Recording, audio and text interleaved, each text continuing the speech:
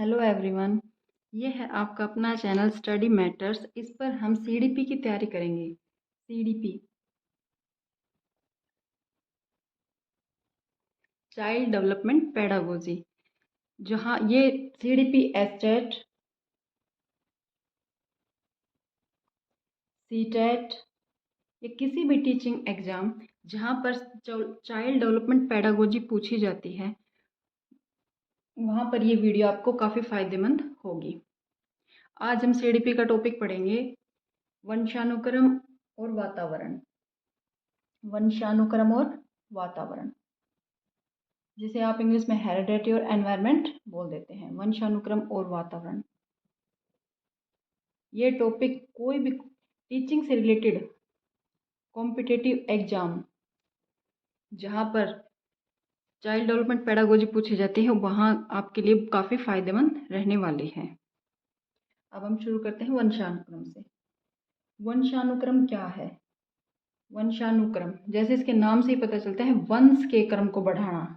जैसे किसी भी जाति, किसी भी जीव के वंश के क्रम को आगे बढ़ाना वंशानुक्रम कहलाता है। यानी कि मनुष्य के पूरे जीवन काल में, जन्म से लेके मृत्यु तक, विकास को, जब इंसान पैदा होता है, इंसान के पैदा होने से लेकर जैसे वो धीरे धीरे ग्रो करता है, धीरे धीरे बड़ा होता जाता है, जैसे जैसे उसका विकास होता है, मनुष्य के जन्म से लेकर मृत्यु तक जो उसका विकास होता है, उसको सबसे ज़्यादा प्रभावित वंशानुक्रम और वातावरण दोनों करते हैं। सबसे ज़्यादा प्रभाव वंशानुक्रम और वातावरण का ही उस पर होता है। तो इसके लिए हम सबसे पहले वंशानुक्रम को डिस्कस करते हैं कि वंशानुक्रम क्या है। वंशानुक्रम का जीव के जीवन पर सीधा प्रभाव पड़ता है। कोई भी शिशु, कोई भी बच्चा है, उसका उसकी माँ के गर्भ में ही विकास हो जाता है। बच्चे को अपनी माँ के गर्भ में ही अपने माता पिता से दिए गए गुण मिल जाते हैं और वो उन्हीं के अकॉर्डिंग होता है। मतलब कि कहने का मतलब है कि बच्चे में अपने माता पिता के गुण जब बच्चा गर्भ में होता है तभी उसको मिल जाते हैं, और वो क्या होते हैं? फिक्स। यानी कि जो ये वंशानुक्रम है, ये फिक्स होता है, इसको हम कभी चेंज नहीं कर सकते। वातावरण क्या होता है? डायनेमिक होता है, बदलता है। वातावरण बदलता रहता है और वंशानुक्रम फिक्स होता है। वंशानुक्रम कभी बदलता नहीं है। जो एक बार जीन्स बच्चे को मिल जाते हैं, जो गुणसूत्र बच्चे को अपने माता पिता से और माता पिता के पूर्वजों से मिल जाते हैं, वो फिक्स हो जाते हैं, वो बदलते नहीं हैं। और वातावरण हमेशा बदलता रहता है।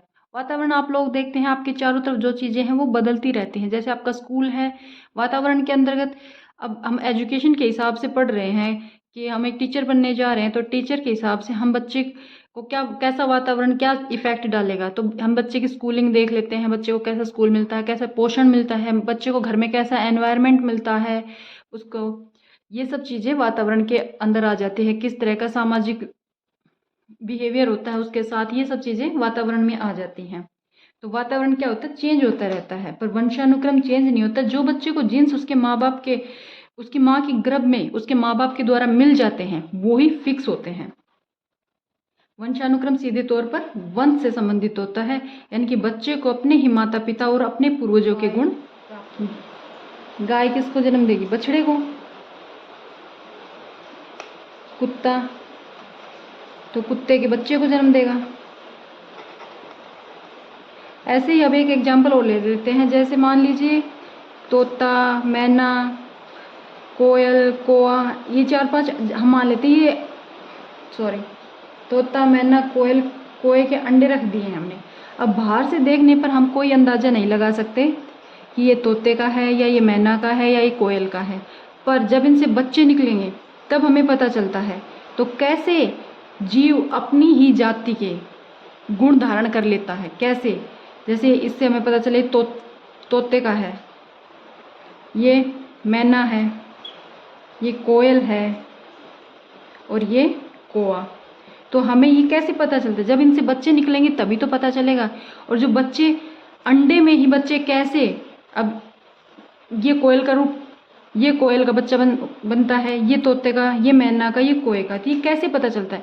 क्योंकि उसको जो गुण सूत्र मिले हैं, अपने माँ बाप से जो गुण मिले हैं, पेरेंट्स से, उसी के अकॉर्डिंग वो अपनी उसी के अकॉर्डिंग उनके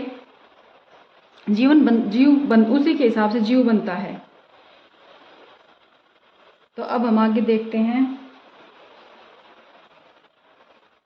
कि अब हम देखें वंशानुक्रम में बच्चा केवल माता पिता से शारीरिक ही नहीं, सिर्फ शारीरिक ही नहीं, मानसिक गुण भी धारण करता है। शारीरिक गुण और मानसिक गुण भी धारण कर लेता है। ये सब किससे होता है? ये इसके लिए वंशानुक्रम उत्तरदायी होता है। वंशानुक्रम, क्योंकि बच्चे को अपने माँ बाप के गुण वंशानुक्रम से ही मिलते हैं, ना कि वातावरण से। आगे अब हम बात कर लेते हैं वंशानुक्रम में जो गुण बच्चों को मिलते हैं वो कैसे क्या होता है। ये क्वेश्चंस भी एग्जाम में काफ़ी बार आता है। वंशानुक्रम में 46 गुणसूत्र होते हैं, 46 गुणसूत्र,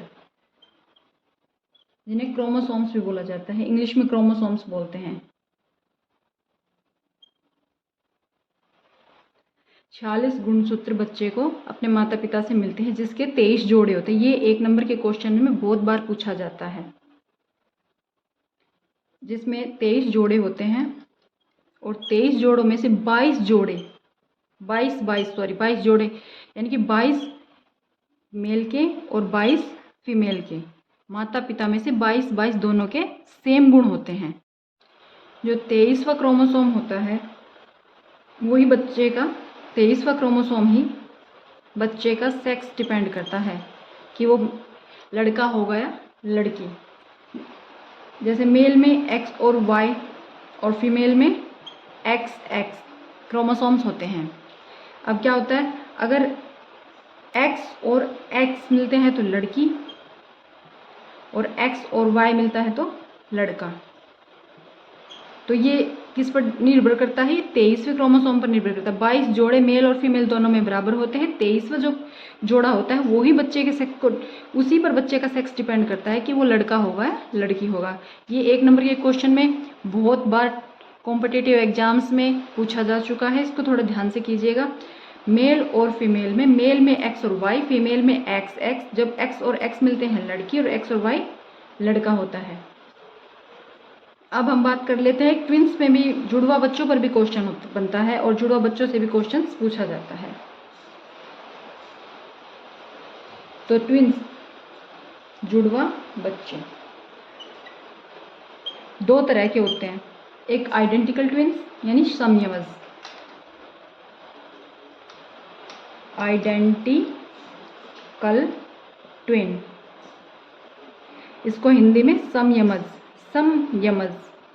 पहले हम इसी को समझ लेते हैं, ये समयमज क्या होता है। आइडेंटिकल ट्विन, समयमज जहाँ दोनों जुड़वा बच्चे सेम होते हैं। वैसे समझना इजी है, सम आ गया सेम बन जाता है। समझने का तरीका सबको अपना अपना होता है कि कौन कैसे समझता है, अपने ट्रिक्स लगाने पड़ते हैं। तो यहाँ हम समयमज से समझ लेते हैं सेम। समयमज या आइडेंटिकल ट्विंस में दोनों ही बच्चे सेम लिंग के होते हैं, या तो दोनों ही लड़के या फिर दोनों लड़कियां होते हैं। और उनकी आदतें, यहाँ तक उनका रंग रूप, तकरीबन बिहेवियर, नैन नक्श भी सेम होता है।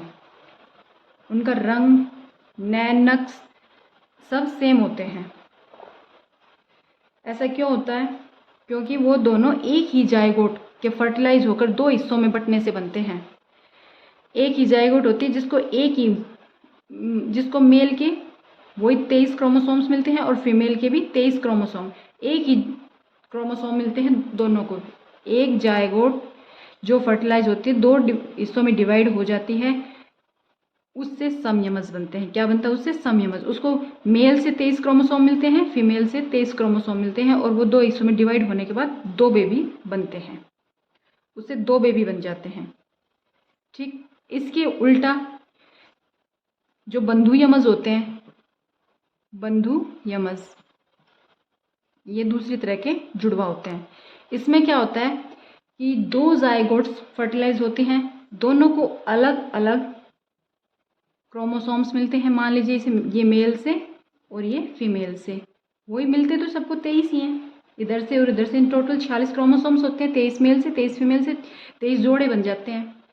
पर इनको दोनों को अलग अलग मिलते हैं। यहाँ एक जायगोट फर्टिलाइज होती है, एक ही क्रोमोसोम मेल का आता है कि मतलब इधर से 23 फीमेल के 23 मेल के आते हैं, और वो फिर बाद में दो में डिवाइड होकर दो बेबी बनते हैं। और यहाँ बंधु यमज में क्या होता है कि 2 जायगोट्स फर्टिलाइज होती हैं, मेल के 23, इसको अलग से 23, इसको अलग से फीमेल के, और यहाँ अलग से, इससे 2 बच्चे बनते हैं, अलग अलग 2 बेबीज बन जाते हैं। तो ये आपको डिफरेंस समझ में। इसमें क्या होता है, इसमें तो दोनों सेम लिंग के होंगे, या तो दोनों लड़के होंगे दोनों लड़कियां होंगे, पर इसमें हो सकता एक लड़का, दिखने में दिक्कत हो रही है, एक लड़का तो एक लड़की, इसमें एक लड़का हो सकता है और एक लड़की हो सकती है।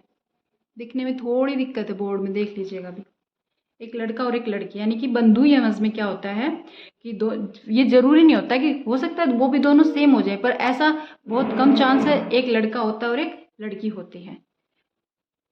चलो यहाँ तक तो समझ में आया होगा बंधु यमज। अब आगे देखते हैं। ट्विंस भी समझ में आ गए होंगे, क्रोमोसोम्स के जोड़े, ये एक एक नंबर के क्वेश्चन में काफ़ी इंपॉर्टेंट बन जाता है। अब बताया गया वातावरण। वातावरण के बारे में हमने आपको बता दिया था कि बदलता रहता है, डायनेमिक है, और आनुवंशिकता जो वंशानुक्रम है ये कभी चेंज नहीं होता है। आपकी बुद्धि, आपका व्यवहार, आपका इमोशंस आदि काफ़ी हद तक, आपके आँखों का रंग, आपकी बुद्धि, व्यवहार, ये सब चीज़ें वंशानुक्रम से काफ़ी प्रभावित होती हैं। जैसे आपको गुण मिले हैं आपके पेरेंट्स के होते हैं, वो ही आपको मिलते हैं कैसे, वंशानुक्रम से। जो आपको गुणसूत्र मिलते हैं उनसे, तो ये सब वंशानुक्रम से प्रभावित होते हैं। बात एनवायरमेंटल इफेक्ट का मतलब है, आप चाहे बाहर, जब मान के चलो किसी बच्चे की बाल घुंघराले हैं, वो बाहर आके उनको बड़ा होने के बाद पार्लर में जाके स्ट्रेट करवा ले, पर वो नेचुरल नहीं होता। नेचुरल जो प्राकृतिक ने हमें, प्राकृतिक तौर पर जो हमें पैदा होते हैं, जो हमारे जीन्स में है, वो ही होता है। तो हम बाहर से थोड़ा बहुत चेंज हो जाता है, पर वो बात नहीं होती है, नेचुरली नहीं होता है। पर मनुष्य जो जीव है, मानव जीव है, मनुष्य है या बच्चा है, जो भी है, वंशानुक्रम और वातावरण दोनों ही उसको अफेक्टेड करते हैं। जो इंसान है या जो जीव है, वो वंशानुक्रम और वातावरण का गुणनफल है, मल्टीप्लाई वातावरण, इन दोनों का गुणनफल है। और हम जो ये वातावरण और वंशानुक्रम और वातावरण पढ़ रहे हैं, अब सोचते हैं कि अरे भाई हमें इससे क्या लेना है, वंशानुक्रम और वातावरण से, पर हम ये सब क्यों पढ़ते हैं, हम तो टीचर बनना है।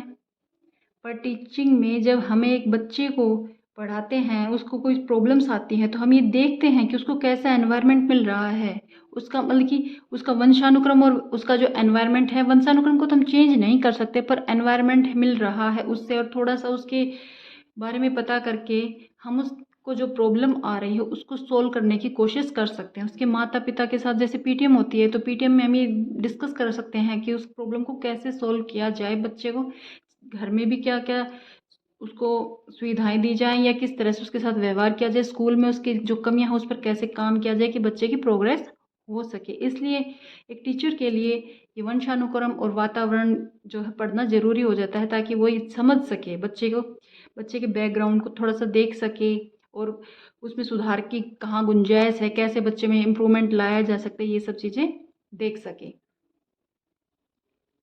आज के वीडियो में इतना ही।